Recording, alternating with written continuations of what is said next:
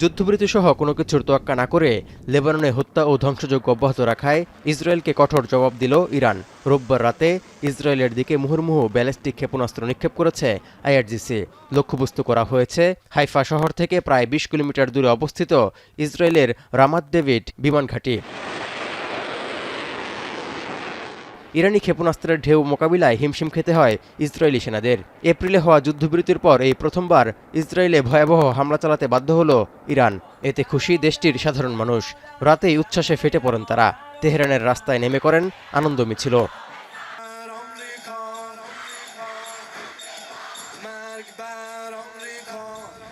এদিকে ইসরায়েলের পাল্টা হামলার শঙ্কায় সতর্ক অবস্থানে তেহরান। এরই অংশ হিসেবে ফ্লাইট চলাচল স্থগিত করে রেখেছে তেহরানের আন্তর্জাতিক বিমানবন্দর। এছাড়া লেবাননে হামলা অব্যাহত থাকলে ইরান শুধু আলোচনার পথেই থাকবে না, বরং শত্রুদের সঙ্গে সরাসরি সংঘর্ষেও লিপ্ত হতে প্রস্তুত বলেও হুঁশিয়ারি দিয়েছেন ইরানের স্পিকার ও শীর্ষ আলোচক বাঘের গালিবাফ। হামলা চালানো ইরানকে খেসারত গুনতে হবে বলে হুমকি দিয়েছে ইসরায়েল। আইডিএফ বলছে মারাত্মক ভুল করেছে ইরান। এর ফলে লেবাননে আগ্রাসন আরও বেশি জোরালো করার হুমকিও দিয়েছে তেল আবিব। এমন উত্তেজনায় লেবাননের যুদ্ধবিরতি এবং ইরানের সঙ্গে শান্তি চুক্তির আলোচনা ভেস্তে যাওয়ার শঙ্কাও প্রকট হচ্ছে। এমন পরিস্থিতিতে ইরানে হামলা করা থেকে ইসরায়েলকে আপাতত থামালেন মার্কিন প্রেসিডেন্ট ডোনাল্ড ট্রাম্প।